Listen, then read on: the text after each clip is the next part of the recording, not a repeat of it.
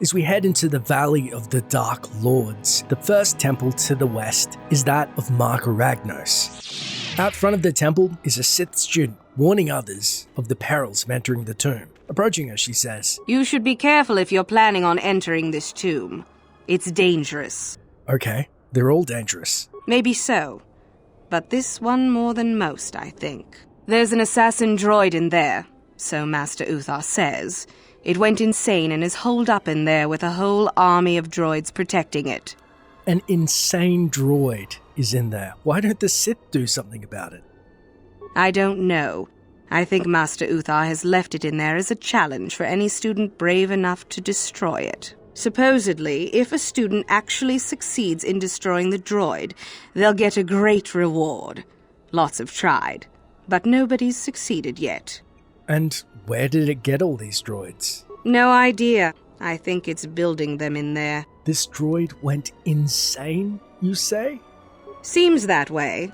They say that its audio receptors became too sensitive and all the noise drove the droid nuts. If you're planning on going in, I suggest you use some sound suppressors or something, or you'll probably become a target right away. Sound suppressors, eh? Good piece of info. Why aren't you going inside if you know so much? I don't think so. I can manipulate minds and living matter, but that won't be much use against droids, will it? I've had a few friends go inside that haven't come out for a while now. I doubt I could do any better than they could. Thanks. I'll be going. Sure thing. Good luck. And with that helpful piece of information, we head inside Mark Aragnos' tomb, preparing to be faced with an army of droids. It seems that the Sith student was not lying. Ahead of us is a long, straight, dim corridor, and a Mark III war droid is standing guard at the base of the first ramp. We utilize our stun droid ability, and it quickly becomes apparent that they weren't lying about an army of droids. There are a total of 8 Mark III and 6 Mark V war droids that are guarding these ramps just at the lower levels. As we fight through some of the droids, we notice there's a Sith corpse on the first ramp on the right by the south wall. On it, we find a sound dampening stealth unit, which the Sith student spoke of, 450 credits, a med pack, cryoband grenade, and a data recorder. Taking a further look at the data recorder, it flashes to life and says, "I haven't been able to catch my poor creation as yet. We've been trying to capture it without destroying it. The thing is too valuable. It is hard to be so quiet as is necessary. However, it identifies targets through sound. I'm glad we brought sound dampeners with us, provided that idiot Ben Huel uses his." Fighting through the scores of Mark III and Mark V droids, finally we make it to the final 3 Mark IV war droids guarding the 6th and final ramp. Once all the droids have been destroyed, the most straightforward approach, if you're prepared for more combat, is to simply open the final door. However, doing so deprives you of the opportunity to move closer to the light or dark side of the Force and receive some Class 2 and 3 droid upgrades. Entering the final tomb without the recommended sound dampeners equipped, we see one lone assassin droid. Too much audio input. Audio systems overloading. Must destroy source of disturbance. Must kill sentience. Because of our excessive sound, he will immediately attack you, and the locked doors in the north, east, and south walls open to reveal a war droid Mark III in each of the alcoves beyond, and the door in the west wall closes behind you and won't open until you've killed the rogue assassin droid. Droid efficiency at its best.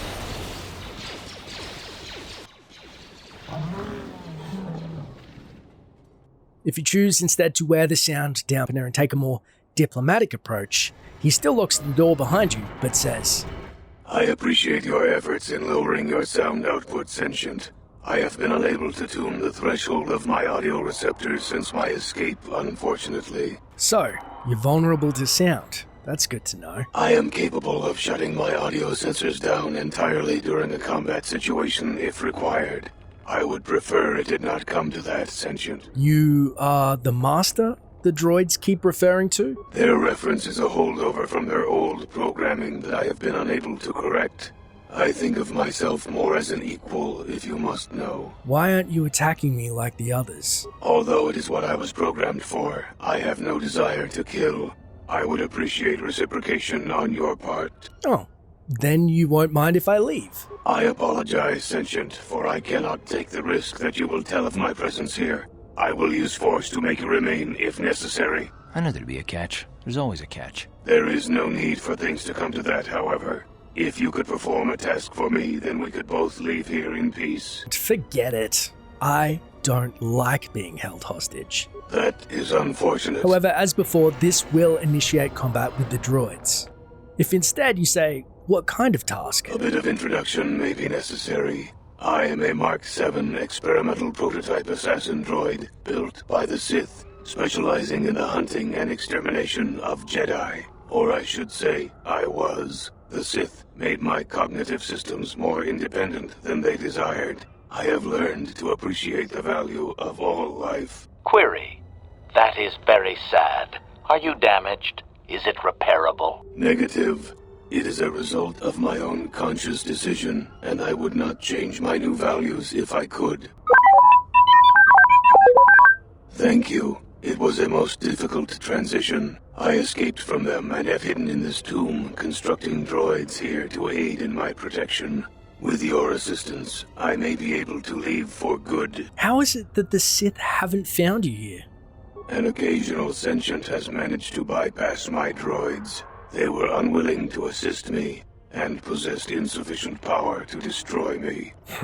You could be aligned with the Sith. How do I know this isn't some kind of trick? I can offer you no assurances, Sentient. All is as it seems. If you cannot believe my statements, then combat is the inevitable result. You appreciate the value of life. You do not. All beings are constructs of fascinating complexity. An enlightened being rises above the need for destruction, no matter its nature. What kind of assistance do you want?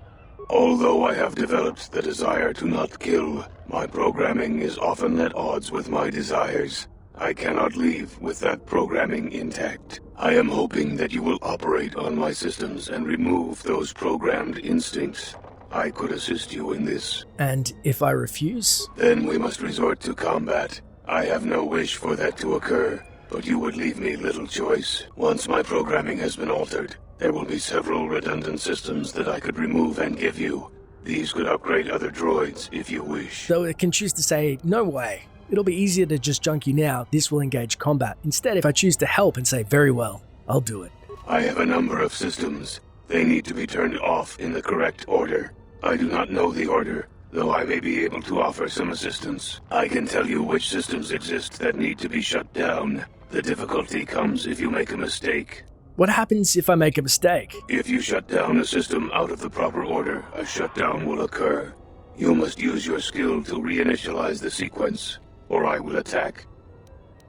Okay, that's a bit dicey. How hard is it to reinitialize the sequence? It is not difficult. It will get more difficult, however, the more times that you make an error. And what systems do you have? What? If you ask the droid, I need more assistance, he will have a high chance of telling you exactly which sequence to successfully shut down his core functions. However, there is a small chance that you will fail, which means that you will have to continuously ask him and go through this tedious process. The more repair and intelligence you have, the easier. For the sake of time and sanity, we're going through this quickly in the correct sequence. If you shut down the sequences incorrectly, he will end up attacking you.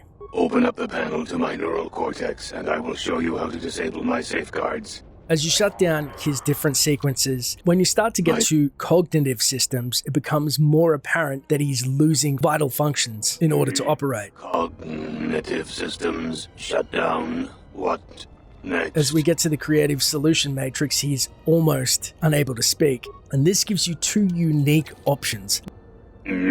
Completed. One is to activate the droid's self-destruct sequence, blowing him up, effectively killing him. Shut down. Core shutting down. And two is to delete the assassination programming and make him harmless. Deleting his assassination programming, he says, Assassination protocols deleted. All systems reset. It worked. Thank you, Sentient. Allow me to give you several of my redundant systems. They may be used on other droids if you desire. I wish I could reward you with more. Exclamation. Oh, no. Upgrades will be fine. I shall have little trouble in escaping from this planet now, I am certain. I wish you well. And with that, you gain a journal entry, experience 1000 points, light side points gained, and some level 2 droid items. And he will head straight out of the Sith tomb, to which we can follow him out and get a unique conversation from the Sith student outside. Wow, you should have seen it. That droid came running out of the tomb like a bantha on a rampage. It fired some kind of jetpack and off it went. Whatever you did, it sure was effective. I don't think it's coming back anytime soon. You'd better go and tell Master Uthar about this if you haven't already. You may not have destroyed the droid, but you might still get the reward. And with that, she heads off to Dreshday Academy. However, if we choose to activate the droid's self-destruct sequence... Self-destruct sequence activated. 5 seconds to destruct. You'll gain some dark side points, and he will self-destruct, leaving you to combat the remaining droids. After which, you can go to the tomb in the middle of the room and collect Mark Aragnos' unique gauntlets and a sigil crystal. Mark Aragnos' gauntlets give you the bonus feat of weapon specialization lightsaber, and the description of the gauntlet says, ancient but still intact, these gloves appear to be made of black scales.